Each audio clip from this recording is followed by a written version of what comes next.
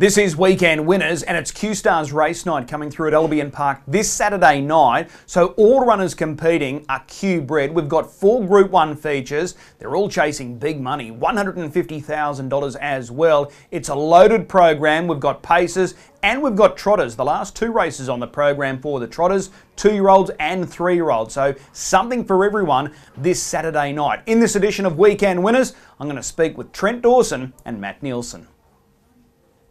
It is Q-bred triad night at Albion Park on Saturday night. Trent Dawson has got a big role to play, and he's got fond memories of last year at this corresponding meeting. Trent, appreciate the time. No, thanks Chris, no worries. Glad to be on. Was it a Group 1 double for you last year? Yeah, it was a Group 1 double last year, so yeah, well, while I've been doing a bit of form this week, would have been remiss if I didn't look back and just have a look at last year a couple of times just to get myself in the mood. Well, why not? Why not? Can we get another double? Well, wouldn't it be nice? I think we could, but let's just aim for 1 to start with and get the ball rolling. All right. Well, let's go straight to race 3 for real life. He lines up here. He is the favourite with Tab currently as well, but he's had that little setback and he goes into this race fresh. Plus, you've got that second line draw that came out on Monday. What's the initial sort of feel with for real life? Well, that's just another setback. The barrier draw that came out this week. Yeah, a little setback. Nothing that's going to rule us out of winning this race. You know, we've sort of been getting dodgeballs thrown at us all sort of season with him. So we'll just take it in our stride, and hopefully we can navigate a way around that bad barrier draw. But he's fit. I think he's probably as fit as I've had him, and he's well. So yeah, we just got to navigate the barrier, and you know, we'll see what happens. It's a horse race, so things can happen, and hopefully things go our way. Okay, you established there was a problem last time out. There was a little procedure undertaken. He was back at the trials last week. To my eye, that was just breathtaking, that trial. How pleasing was that for you, that trial? Oh yeah, like any time you come back from any tiny setback, you know, whether it be a little stone in their foot or, you know, like him, we had the epiglottic entrapment, we had to have sort of a little bit of work done to fix it up, correct it. You know, anytime they come back from that, you're just relieved to see them go back and do it, go about their business. But that was fantastic what he did last week at the trials. You know, we needed that hit out. That sort of brought him along nicely. So we're going to need every bit of that fitness that we got from that trial on Saturday night from the barrier. But yeah, like I say, that's just another thing we have to keep jumping over. But hopefully we're good enough to do it. All right, just to give you a little bit, or give our viewers a little bit more perspective, that was Speak the Truth, that you peeled off his back and went straight past him. And that was Free Thinker, who's one of your rivals here on Saturday night, a fair way back in third. So his speed is still there. There's no question about that, because, as I said, it was just sublime to see that sort of turn of acceleration. Yeah, that's one thing that he's always had that ability to do it. That was one thing we noticed sort of tapered off a little bit, that alerted us to maybe there being something wrong a couple of months ago when we found the problem. But it seems like it's back, so it seems like that problem's been rectified. You know, we just hopefully we can make a trip out for him from that barrier that. You know, hopefully we're not too far back and we don't have to do too much work, and hopefully the main dangers aren't getting too good a trip while we're trying to navigate our way around that bad barrier. Okay, firstly, how did he come through that trial? Yeah, perfect. Everything come through well. Physically, the issue that we had, it's just kept on getting better and better. You know, I think we're 100% for Saturday night, so I think we don't have that as an excuse, that's for sure. Is Apollo Dreams the main danger now that he's got barrier 1? Oh, barrier 1 makes any horse a danger in any race, particularly a horse with that ability. He's trained very well. The Ducks family have done a great job with him. Barrier 1's a big plus for him.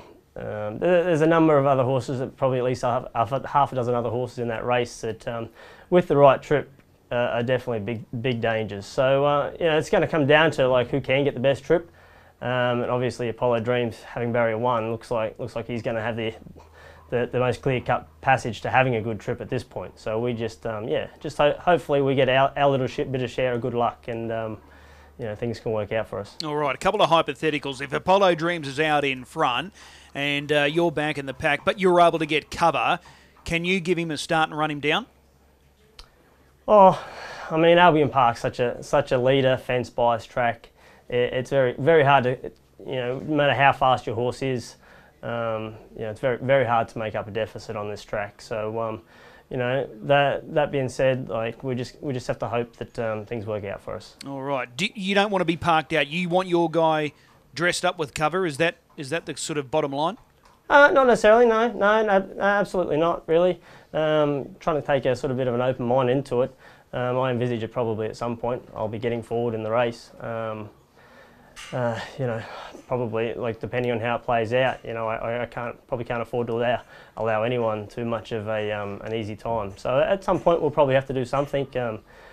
Best case scenario, they go out there and they run a 58 first half on the back of a strong lead time, you know, and we can sit back. But the way the race sort of maps, I don't know that's going to happen. So we may get our arm twisted at some point. Okay. You wouldn't swap him for anything in this race, would you? No, but I've said before, I'm well too biased to give an accurate opinion on that. But I wouldn't swap him for a lot of horses. Okay. Well, let me ask this then. Following that trial, did you drive home thinking, I've got him back, it's my race to lose? Well, you know, a little bit. Pre-barrier draw? A little bit, yeah. A little bit. I was quite pleased to have that, you know, that horse back. I think that trial probably, you know, I come out of that trial thinking not only was he sort of back, I think he's probably a bit better than I've ever had him. So, I mean, whether or not we can go to another level from the trial, which, you know, given what he's been through and the lead up he had to the trial, I mean, it's probably not too far beyond expectations to say that there could be some improvement from that. All right, well, fingers crossed, everything goes to plan for real life on Saturday night. Race 4, you've picked up a drive here in the 3-year-old fillies Group 1, Brookfield's Beauty. She's only a maiden, only the veteran of 3 starts. She's got ability, but this probably looks a bridge too far, doesn't it? Yeah, you're probably right, Chris. You know, the draw probably hasn't been too kind for it, but I'd probably say, yeah, there's a couple of, you know, it's a strong fillies race, so I'd reckon there'll be, you know, we'll be looking to give her a quiet run and just see where we can end up. All right, race 5, another Group 1 feature. Good catch drive here, Delhi Row. Now, I'm keen to get your thoughts on this guy. He looks a progressive type. As the season gets deeper, he's getting better. How do you sort of rate your chances here? Well, that was a little late pickup drive that I acquired. You know, I watched that horse from early on, and I thought he always showed potential. Looked quite good, and then he went through a little bit of a stage where others looked better than him. But I thought that run his last start, you know, without even having the idea that maybe I'd be driving him in the triad, I thought he clearly looked the pick of all the 2-year-olds this year. So I mean, hopefully, with that being said, I mean, it might be a good pickup drive if he was very impressive his last start. So yeah, I think it could be a good drive. All right, it looks quite a deep 2-year-old colts and geldings division. Barrier draws were always going to be important. This is a case where the harder they go, the better you're going to be. Yeah, it doesn't look like this guy's draws fantastic, but it also doesn't look like it's that bad. So I mean, we'll probably, you know, go out there and have a little bit of a look-see and see what everyone's doing early, and yeah, that's something that then we can, you know, we'll just play it by ear, I guess. All right, quick change in 1, Cosmic Flyer 3, Balboa Rock 4, Bronski Zulu draw on the inside of the second row. They look the main ones, don't they? Yeah, like they're the ones that have sort of stepped up so far and been doing a good job. Like I said, without even sort of knowing I was going to have this connection with the horse, I thought Delhi Row looked more impressive the last start than a lot of those. So it's going to be interesting. Hopefully he's easy to drive and we can get on with him quite quickly and get him into the race and hopefully get some money. All right. Race 7, the 4-year-old Enties and Geldings final here. You've got the 2 runners, Betting Origin, Future Assured. You're driving Future Assured. We just spoke about Speak the Truth. You beat him in the trial, so can you beat him in the big triad here? Oh, good logic says probably not, Chris. That being said, I think at the start of the carnival, my horse raced a couple of times with Speak the Truth at the start of the carnival, and there really wasn't as much between the 2 horses at the start of the carnival as what there probably was at the end of the carnival. At the end of the carnival, Speak the Truth was far the better horse. I think my guy didn't quite handle you know, the back-to-back racing at that level. So I think he hasn't raced for 4 or 5 weeks now, and his work's been fantastic. So I expect him to be better than his last couple of starts. But that being said, even when the gap was gap was closer, we Speak the Truth still had the wood on us. So I mean, a better barrier draw would have been nice, but you know, we've got a good place chance. But I think Speak the Truth probably, yeah, he's definitely the one to beat in that race. Okay, the fact that you're going into this race fresh, like a number of weeks between runs, that's not a bad thing for a horse like Future Assured. He seems to have that that vibe of fresh is best for him. Well, yeah, at the start of his preparation, you know, he went 51 2 starts in a row, including a trial too, and I think we look back and he had 4 weeks between each of those runs. So we just tried to duplicate that a little bit because we thought that was, you know, that was when he was at the best. And then into the carnival, he raced fresh into the carnival at Redcliffe, and he was fantastic in his early couple of runs through the carnival. So you know, we've kept him fresh, and I think he's the kind of horse that really appreciates it. We'll just see whether it's worth enough lengths to catch us up to Speak the Truth. Okay, betting origin, is he a legitimate top 4 chance? Oh, the bottom half of the top 4, I'd say. He's going pretty good actually. I don't think the horse has ever gone better. Barrier 1 certainly gives him a top 5 hope. I'll stretch it out to the top 5. I'll say he's legitimately a top 5 hope. Okay. But yeah, hopefully he can get a nice trip in there somewhere and earn us a little check. All right. 4-year-old mare's final. Magical May won the 3-year-old final for you last year. She's facing a second row draw. Always Be Me. Looks the horse to beat from that inside gate. But your mare is going well. She's won 2 of her last 3, and that performance last week was good. Yeah, she was really good last week, and the 2 starts before that were really good. I don't know what I did to the handicapper this week. I must have upset him because everything I've got is drawn terrible. But like, you never know. Some of these draws, I keep saying we need a bit of luck. Well, I've got enough bad draws over Saturday night that at some point we're going to get some luck, hopefully, from a bad draw. And I think nearly all those horses that have got bad draws are going well enough. If something go their way, they can probably win. Magical Maya, like, she probably, you know, she's strong and she'd probably get to the distance better than probably most of those horses in that race. But yeah, we just need them to go a bit hard early to bring her into it. Would you be afraid to put her into the race early if there is no real speed? Oh well, Chris, I've probably got to if there's no speed. Yeah. It'd probably force my hand. You know, she races better than that. To be honest, if there is no speed and I do have to put her in the race, it probably works out better for me because I do need to get her up in there. If she can sit in the death, and you know, she can probably grind out, you know, pretty strong last mile. All right, well, fingers crossed for Magical Maya. And Kenaturia, you're driving this filly in the 3-year-old trotting final.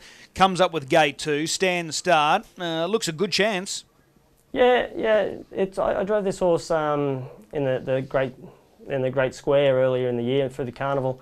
Raced quite good through that, I thought, even though the margin was probably big. It was, you know, they went 56 over 2100 in that race.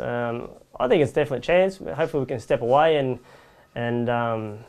yeah, I think it's as good as any of the other horses in there. Probably performed even a little bit better than the others. So we just got to get a safe exit and get us a clean trip, and I think we can probably get away with that with a bit of luck. Okay. Is it safe to say you could know your fate after your first drive on Saturday night? If everything goes to plan with For Real Live, that could really set you up. But if it doesn't, you could be in for a tough night. Well, if For Real Life wins, I'd follow me all night. If he doesn't, it might end up ugly by the end. But yeah, it's one of those things, you know. Sometimes you see with a lot of drivers in a lot of different places, confidence can do wonderful things, and I guarantee you, if For Real Life gets up, my confidence will never be higher. So yeah, look out. Awesome. Hey, really appreciate the time. We'll see you trackside. Thanks, Chris. Matty Neilson now joins us to go through his book of drives on Saturday night. Matt, appreciate the time. Yeah, no worries at all, Chris. Race 2, your first drive here, Beef City Blaze. This looks a really open race, so he's drawn the inside of the second row. That's not a bad spot for him, is it? No, definitely. He races much better on the fence and on a helmet. So yeah, if it goes to plan, he works his way, then he won't be far away. Okay. His form's probably a little up and down, but given this draw, he can certainly feature and certainly be a top 4 chance. Yeah, I think with him it's all about what sort of trip he gets and the right grade. But yeah, no, it's not a hard class for him. Yeah, with a good draw. Okay, let's go to the big Group 1s now, and you're driving one of the key chances in the 3-year-old colts and geldings, Apollo Dreams. And earlier this week with the barrier draw, he landed the ace. That's a big plus, isn't it? Yeah, definitely. I mean, with his gate speed and he's going well, and the other chances drew wide or off the back row. So yeah, he's going to get his chance. Yeah. You know gate speed well. Is there anything there off the front row that could give you any sort of fright, or you've clearly got the speed to lead?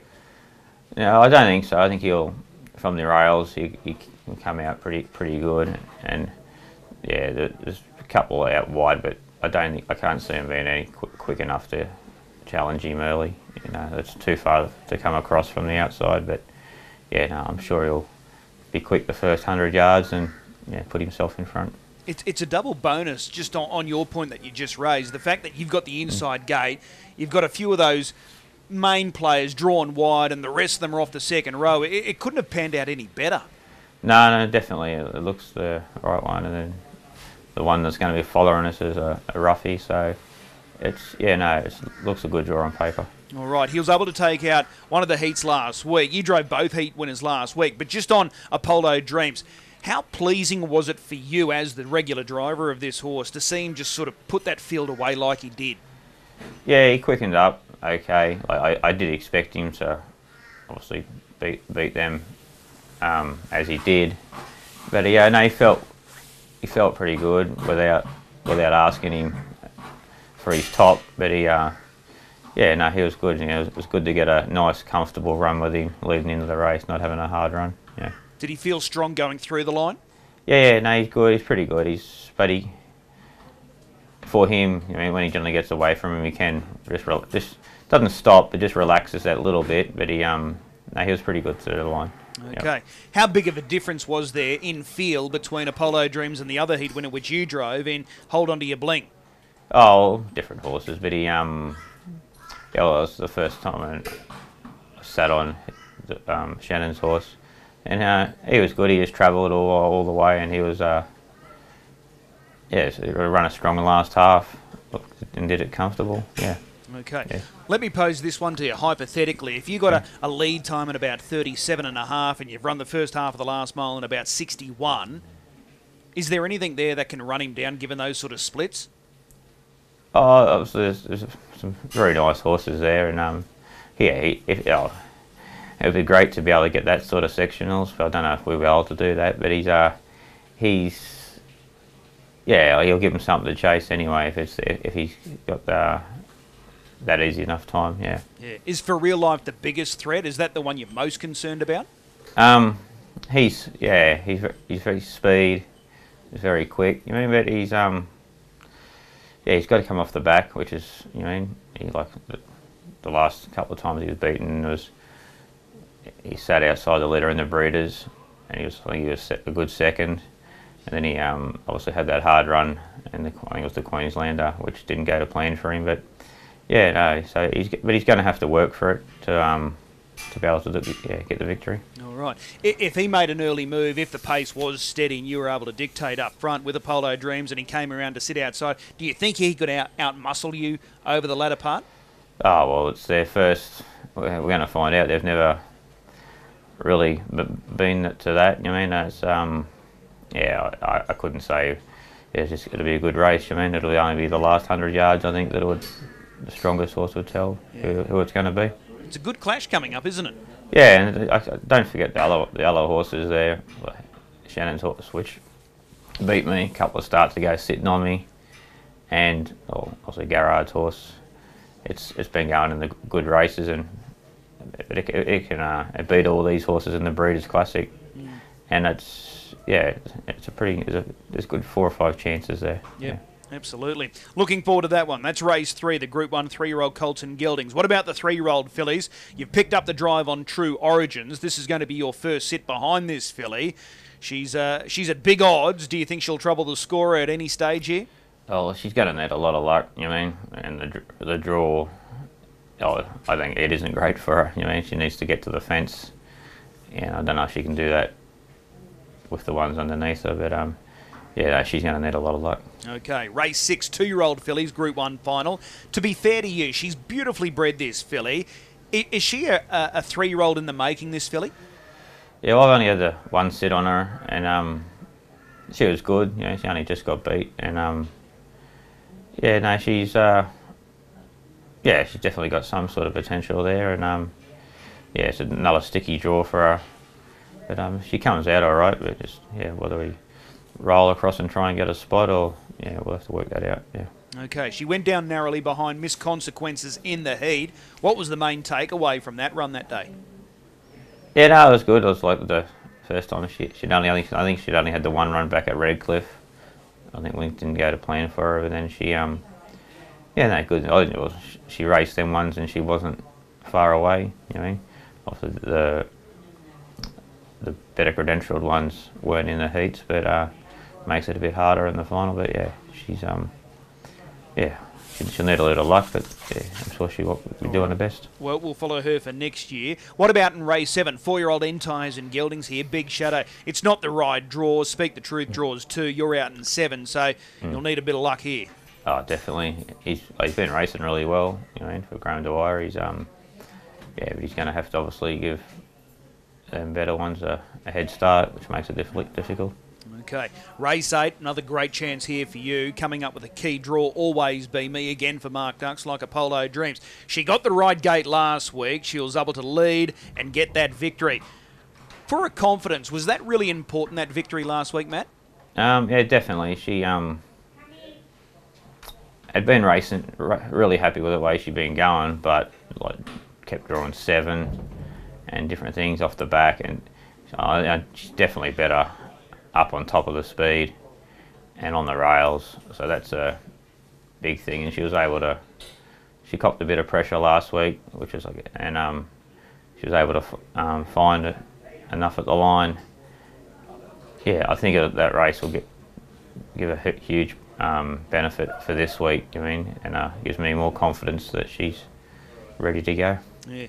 A couple of runs ago in the Hayden, she was up against the boys and she ran a cracking race. Like sectionally, she couldn't have done any more. So it's probably been frustrating for all those involved with Always Be Me that she just hasn't had luck in running in bad gates. But she proved last week, once she had that right draw, she was able to bounce back and find the winner's circle. So there's every chance that she can do it again this weekend. Oh, definitely. She's never had any luck with. I've been driving for a bit over 12 months now, and she drew 12 in the triad last year. Run a great race, but got nothing. And then she's I think the draw and how going into the race. I mean, where the others are drawn, and it's her race to lose. What was your thoughts on that front line? Is there anything there that may be a little bit of a danger early, as far as the gate speed, running the arm?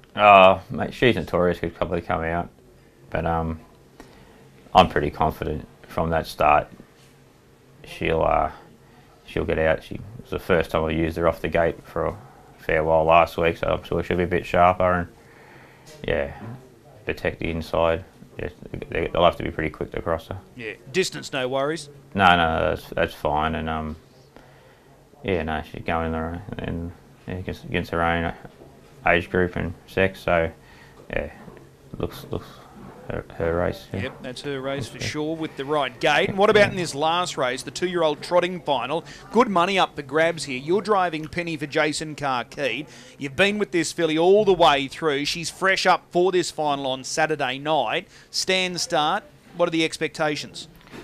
Yeah, I do think she's improved from when we took her to Marburg just in the Sunday morning jump trials the other week, and just worked her by herself, and she felt hell of a lot better than what she previously had. She was keener and a bit quicker, and yeah, I do think she's improved. Well, I don't know if it was 6 or 7 weeks ago when she raced, but yeah, obviously the two of Melissa Gillies, they've got the form on the board and got the speed, but yeah, I'm sure if things go wrong with them, then she won't be far away, but yeah, she's probably third pick, on what she's done and how I think she has improved. Yeah. All right, well, there's some good chances there for you. Which one are you more confident about, Apollo Dreams or Always Be Me? Oh, it's hard to say, but Always Be Me. She's, I'm sure she'll appreciate the the rails and then being in front, hopefully. Yeah. Right, well, hopefully you can walk away with both, with a little bit of luck on your side. Really appreciate the time. We'll see you trackside. Yeah, no worries. Thanks, Chris. So.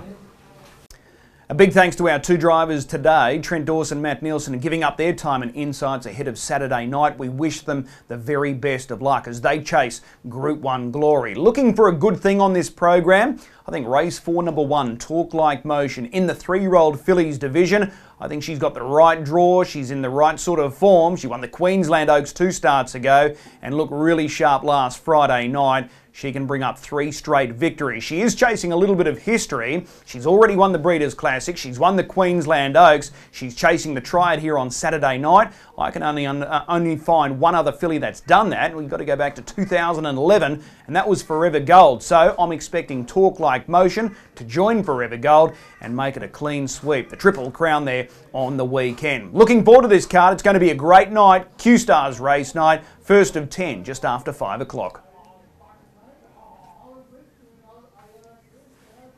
Trivia, yep.